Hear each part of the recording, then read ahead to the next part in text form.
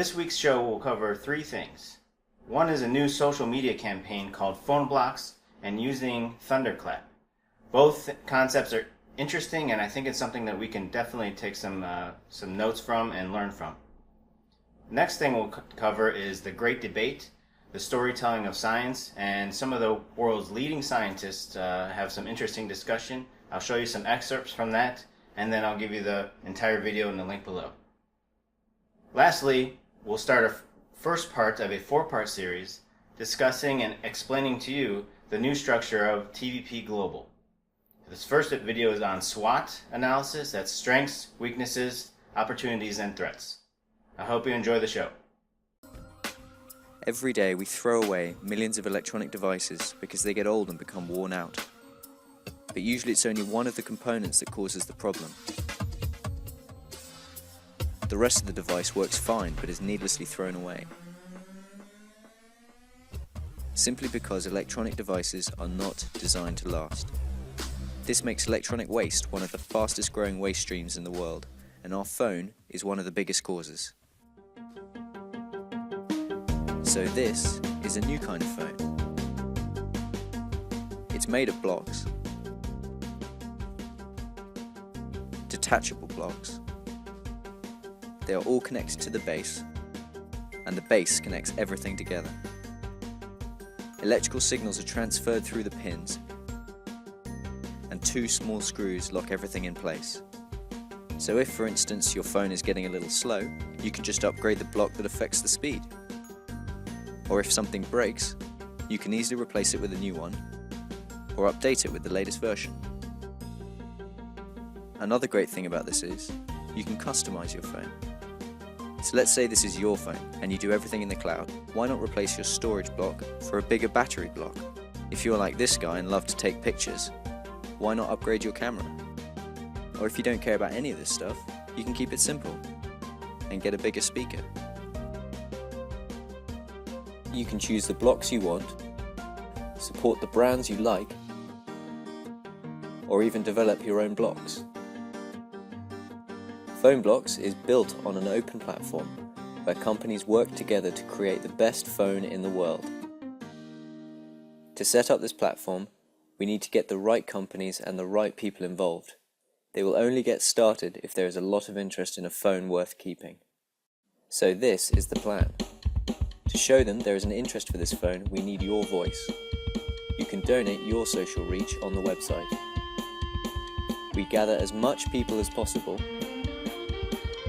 On the 29th of October, we send out the blast, all at the same time.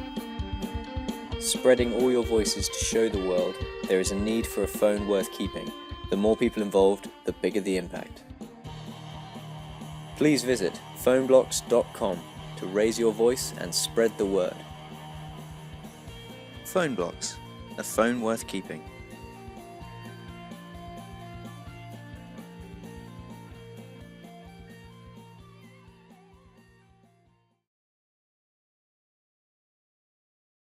We live in a culture where there are over 985 million Facebook posts every day and 400 million new tweets.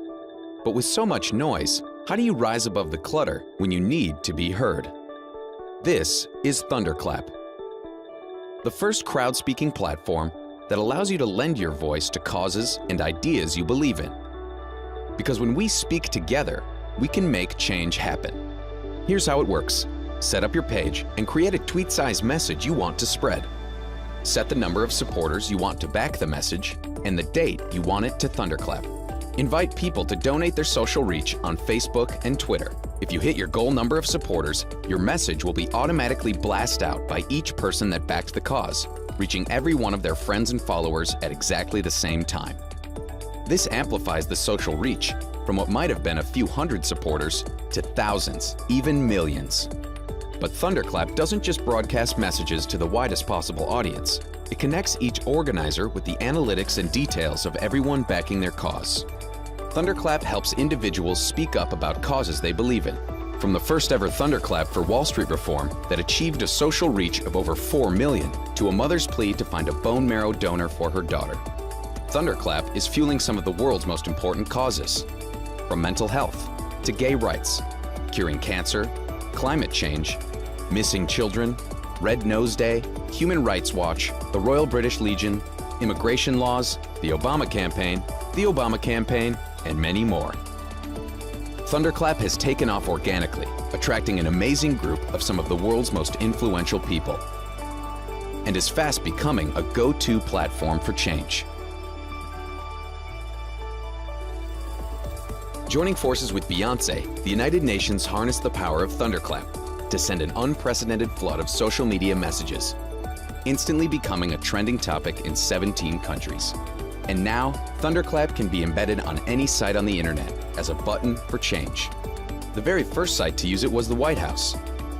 Using Thunderclap's technology, the Obama administration rallied people to fight gun violence. Thunderclap was deemed the future of social empowerment by Forbes and the #1 tool for civic engagement by GoodNet. Change happens when we come together. Thunderclap gives anyone the opportunity to speak up for what they believe in and be heard.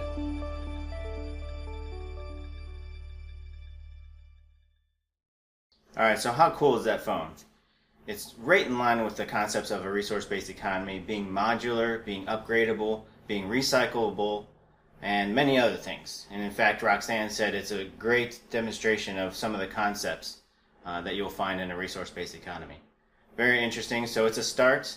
It's going to be a tough campaign to get it actually going, but that Thunderclap technique, which is basically you're donating your Twitter or Facebook or other social media, that's your donation to it. And once it builds up to a certain amount, it gets released. I believe it said 29 October, and that'll hit all the social media interfaces at once.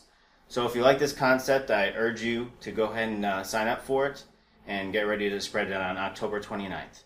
And that'll hit the world with it, and hopefully this phone can come into existence. You know, it's just a concept right now. But the reason I showed it, it is very close to a resource-based economy type of mentality with recyclability, interchangeability, so very cool.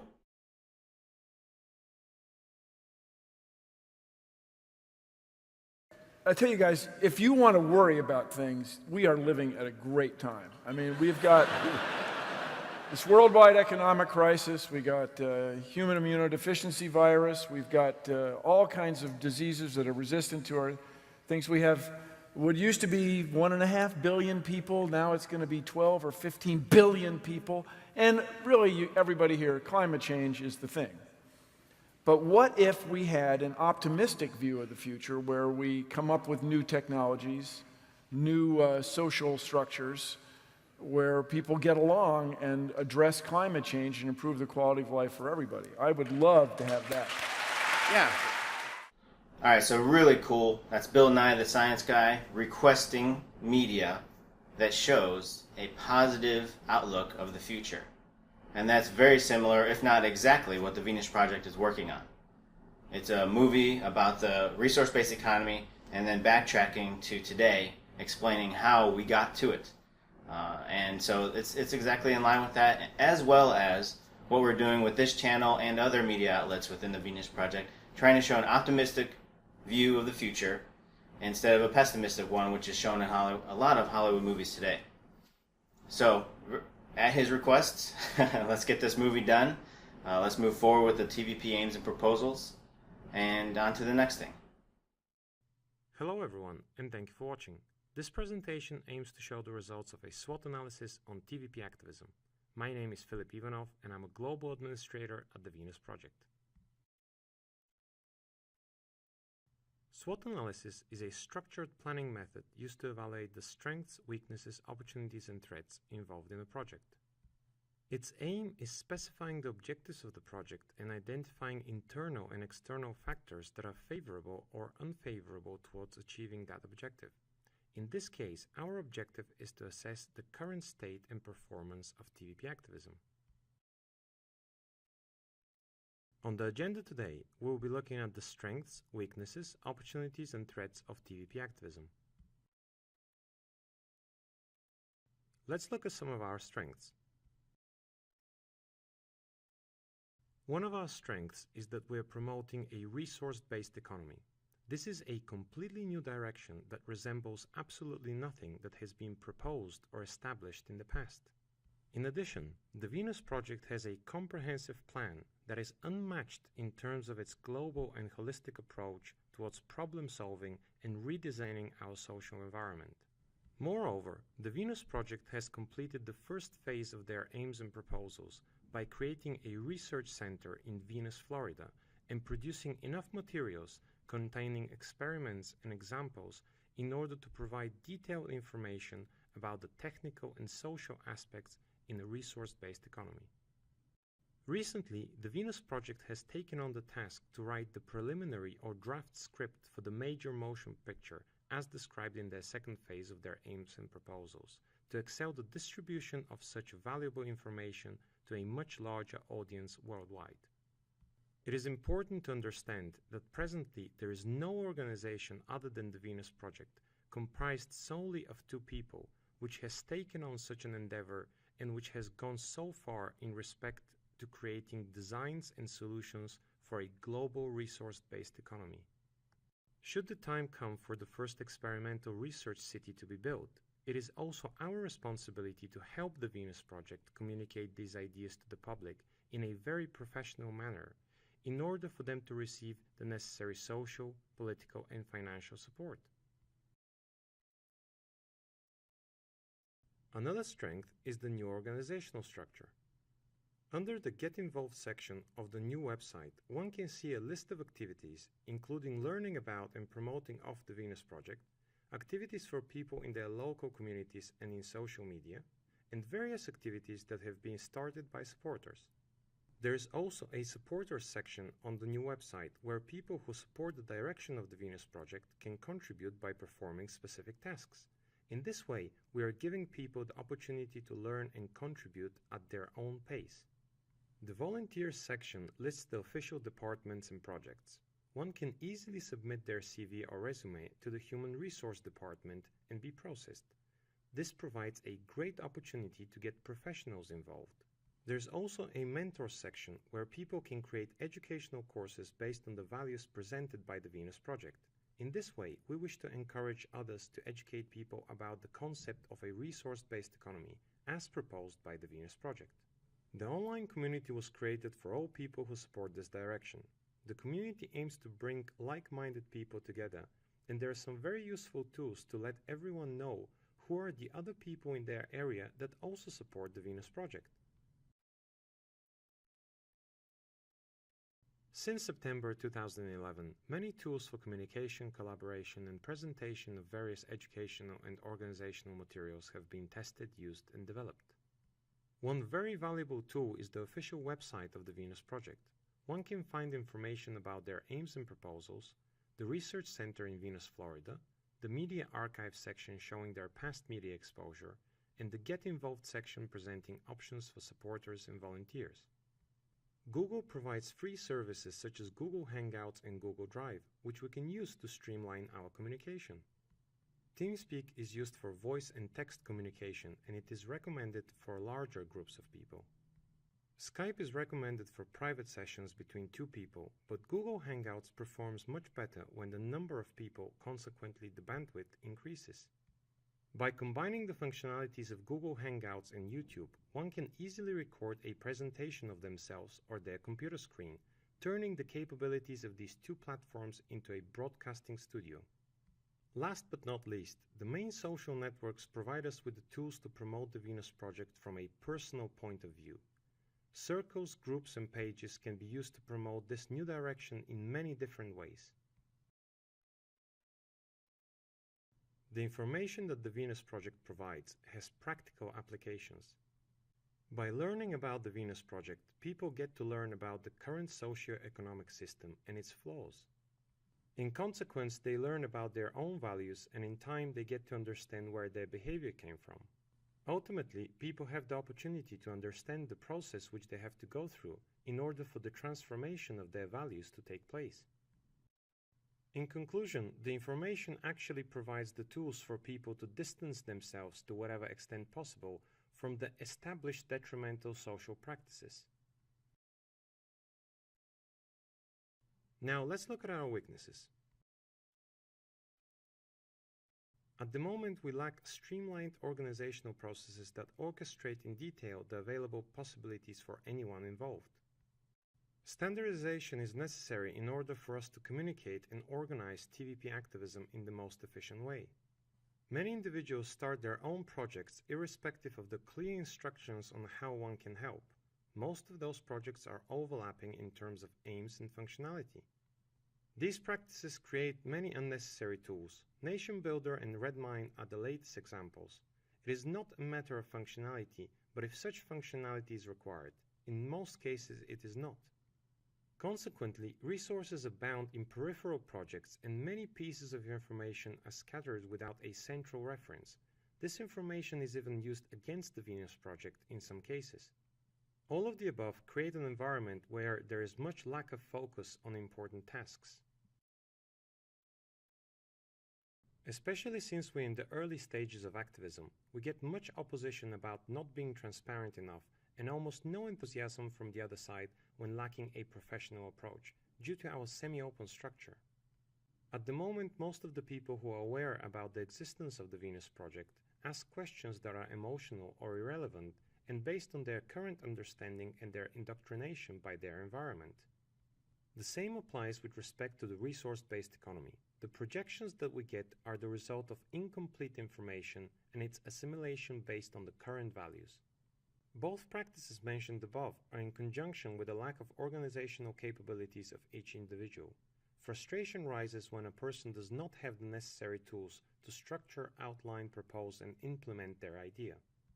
All of the above create an atmosphere that reflects a high turnover of points of contact, therefore lacking presence in some key geographical regions. We also have the differences in time zones, which makes it even more difficult to communicate at a time that is convenient for all parties. We rarely get people acknowledging that all of us are victims of our culture. Knowing this, one does not simply become immune to the biosocial pressures of that particular culture. The process of changing values takes time and is painful due to the large difference between the current values and the ones presented by the Venus Project. In order for the process to begin, one must comprehend much information that is considered boring and useless by most people today. There are many different approaches for each situation that we run into when we're trying to communicate such an idea. Therefore, we must understand the approach, apply the knowledge, and continue the conversation in an unthreatening manner, which at times is very difficult. Based on all this, there are many people who are spreading disinformation in inappropriate ways and even wrong information and get disappointed by the results. In order for anyone to be able to contribute, they should have a very high degree of knowledge and understanding about the Venus Project and a resource-based economy. Without understanding how things work in the current system, it is difficult for people to understand its detrimental practices, and therefore the contrast between the two systems doesn't seem obvious. Frustration comes when something needs to be organized, but there are many proposals based purely on opinions without much organizational knowledge or prior research behind these statements. In some areas, it is very important that people have experience as well as knowledge and understanding. With respect to practical involvement and participation, there are projects which require experience in a specific field due to the complexity of the tasks within that project. Let's look at the opportunities that lie ahead of us. We have the opportunity to create a professional structure that utilizes both bottom-up and top-down approaches, depending on the intentions of each individual that supports this direction. By having established protocols and procedures, we create a dynamic environment with constant communication between the members of different projects. By informing people about the possibilities of this totally new direction, we unintentionally could provide a whole career path for volunteers and professionals by offering them development opportunities with future applications. Our aim is to create a flexible and durable structure that is constantly evolving in the direction of the Venus Project and can support long-term projects. All of the above are aimed towards making a long-term impact on the global community. To create stability within the organization, it is important for all participants to understand all important information about the Venus Project and a resource-based economy. This is not a small task, but it is designed in such a way on purpose. Learning how to apply the scientific method where feasible is the first step to producing accurate results from experiments.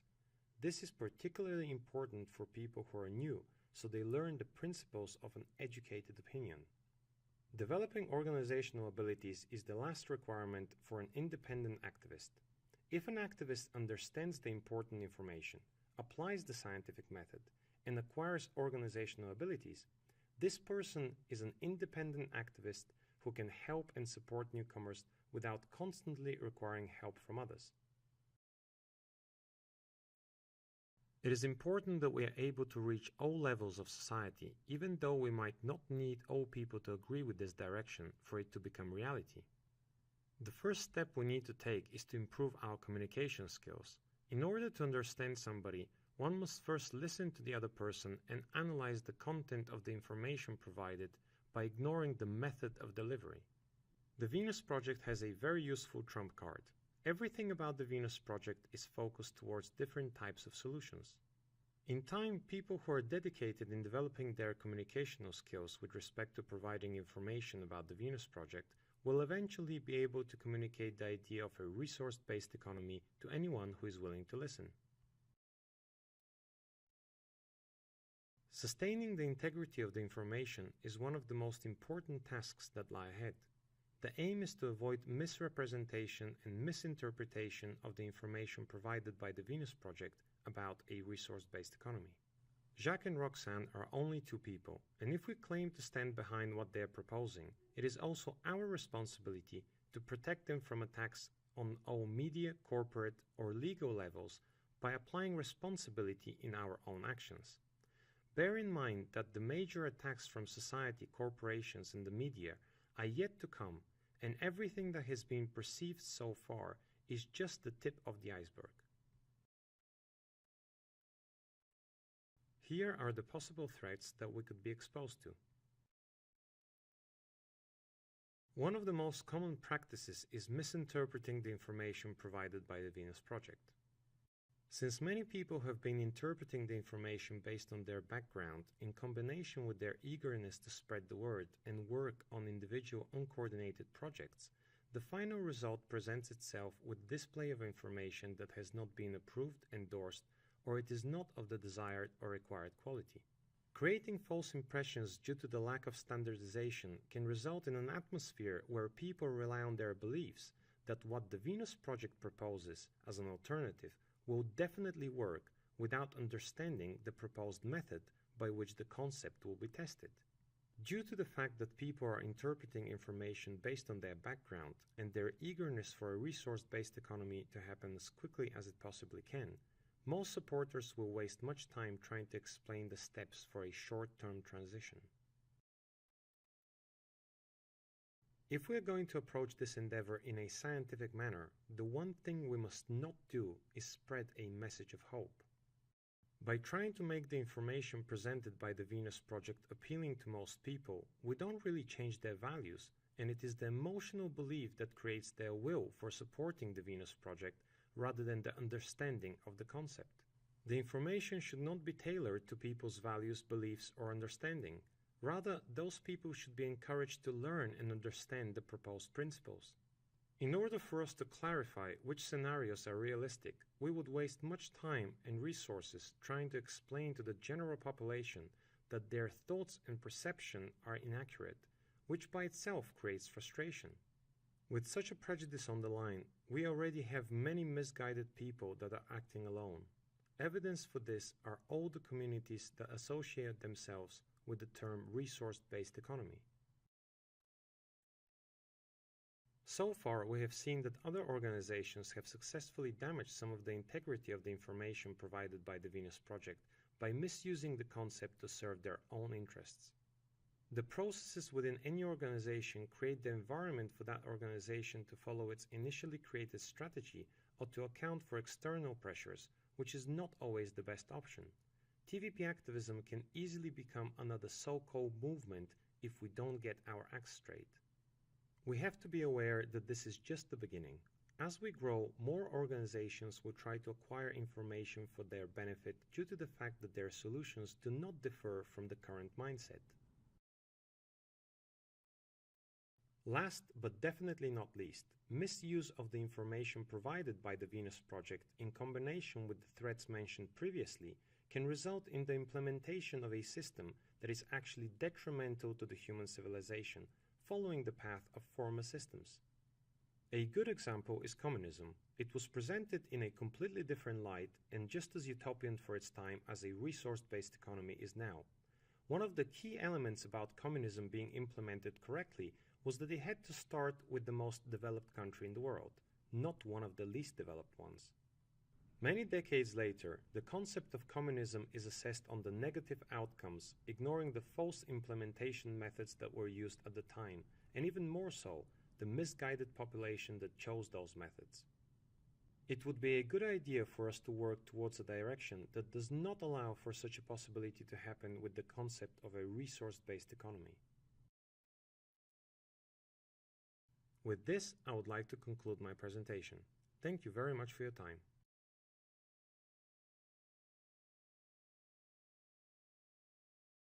You're taught in school that everybody should have a right to their own opinion. Is that right? Mm-hmm. Okay. Now, suppose you lived across the way from me, and I see 10 guys coming out of your apartment, and I have a right to my own opinion. She could be a ballet instructor, language instructor. Never give people the right to their own opinion. If their own opinion is sane, and I say, what's going on there? I honestly don't know. She could be a language instructor, a ballet instructor, but if you give everybody a right to their own opinion, you think man will ever get to the moon? Nah, not in 1,000 years. I'm not interested in that. Are you a rocket expert? Do you know anything about space travel? I don't want your opinion.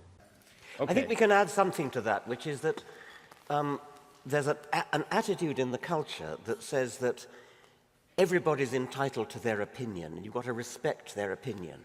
No, you damn well haven't got to respect their opinion.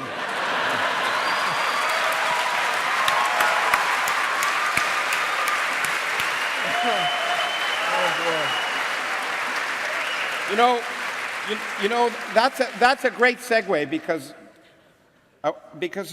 there's an opinion of Neil's that I don't like, and Really?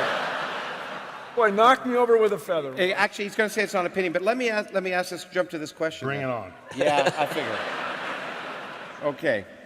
All right, so there you have Richard Dawkins and Jacques Fresco both expressing the same idea, and that is opinions in general are irrelevant.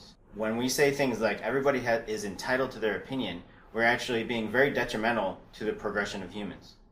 When somebody who has zero qualifications, education, or experience in a field, yet they can formulate an opinion, i.e. as some politicians do, if not most politicians, and other forms of people who make in decision-making chains, are formulating, expressing opinions based on something that they are not qualified to do. So this could be very problematic. As you see, it is problematic across the world today. And what Jacques will talk about in a resource-based economy is the people who are qualified technicians in their field are the ones who will formulate how a strategy is to be gone about. Not people outside of this field formulating their opinions, voting. It's the same thing as voting. Basically, a vote is an opinion by somebody who, in a democracy, we are trying to assume is educated. But generally, if you do some research into it, the people are very much uneducated or misinformed through the media. So these are all things leading up, and you'll find it in many instances in TVP's media, TVP's movies, videos, lectures, of how misinformation leads to bad opinions. And so it's not going to help us move forward. All right, that's all we got for this week's show. Next week's show, I should have the trailer for Joel and Roxanne's new movie. They're the ones that worked on Paradise or Oblivion, so this is the next movie coming out of the Venus Project. This is not the major motion picture, that's a separate project altogether. This one's going to be a Kickstarter campaign, and the trailer, we should have it for next week, if not the week after. So anyway, goodbye for now, and we will see you next time.